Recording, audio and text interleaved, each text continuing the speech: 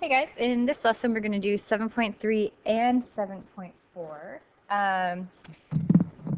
Basically 7.3 is a section on matter waves that talks about a scientist named DeBroglie. And since atomic theory is all about scientists and their theories and the experiments that they ran to come up with what an atom can look like, DeBroglie fits in here kind of, as well as he could have fit in the EMR section. So sometimes I actually teach this section in chapter 6 when we discuss the particle theory of light. But for 7.3, we'll do it today.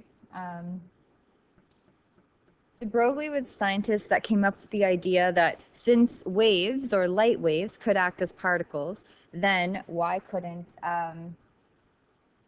the opposite also be true? So if waves can act as particles, maybe the particles can also act as waves. So he's once again referring to this wave-particle duality physics principle. That's on the back of our data sheet there. So if we were discussing DeBroglie, we would be discussing the fact that he believes, or his theory relies on this wave-particle duality principle. So basically, he made a relationship between wavelength of EMR and momentum. Okay. So DeBroglie said that if things that have mass, such as in the last chapter we used this for an electron, but in chapter 1 we use this for everything. So this is just our regular momentum formula for anything with mass. And we also said that this was the momentum formula for any EMR. So Planck's constant divided by the wavelength would tell us the momentum of light. And that was working under the assumption that we were going to give mass or give EMR an assumption that it had mass. So DeBroglie's idea was, let's just set these formulas equal to each other.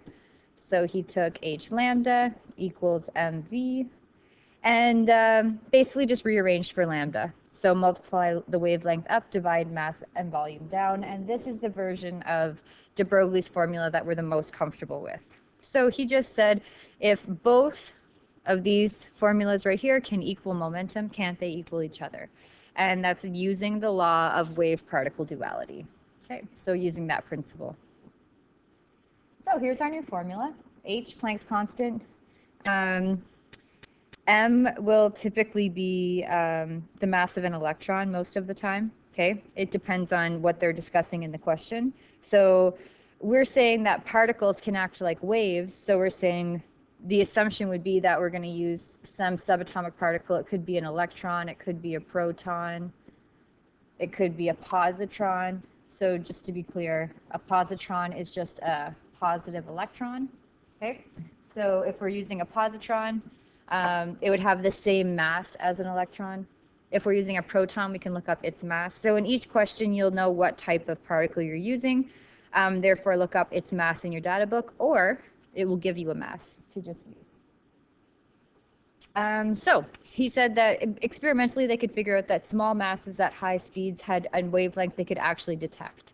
So that supported that wave-particle duality theory, that if waves can act as particles, then particles should be able to act as waves. The experiment that they used to prove this were that electrons were demonstrated to behave like waves in a diffraction experiment using crystals. So if you see any theory questions on crystal diffraction, so passing EMR through crystals, then we're discussing DeBroglie's experiments. So crystal's kind of that key word, that because other things have diffraction as well. Okay, so it says using DeBroglie's formula. Now, even on really stiff questions, they will always tell you that we're going to use DeBroglie's formula to work on a question when they want you to use it, I suppose. So they'll give you a hint in the question to tell you that it's going to apply here. So we're going to find the wavelength of a positron that has 6.56 times 10 to the negative 19 joules of kinetic energy. So DeBroglie's formula, let's write it down. Lambda equals Planck's constant over mass times speed. If I wanted to find its wavelength, Planck's constant, that's a constant, I can look it up. The mass of a positron will be the same as the mass of an electron. I'm going to need to know the speed though. So they gave me kinetic energy, therefore I should be able to rearrange for speed. EK equals 1/2 mv squared. So I'll have 2 EK over mass rooted should give me my speed. So let's fill it in. 2 times that kinetic energy, 6.56 times 10 to the negative 19 joules, divided by the mass of a positron. The mass of the positron is the same as the mass of an electron, so I'll just write it up here. 9.11 times 10 to the negative 31 kilograms.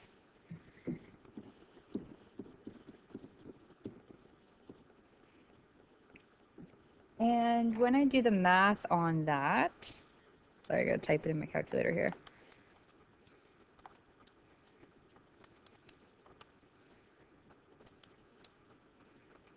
And square root, I'm getting a speed of 120, I guess it's 1,200,000 and 73.177 meters per second. And we're going to take that speed and plug it in right here.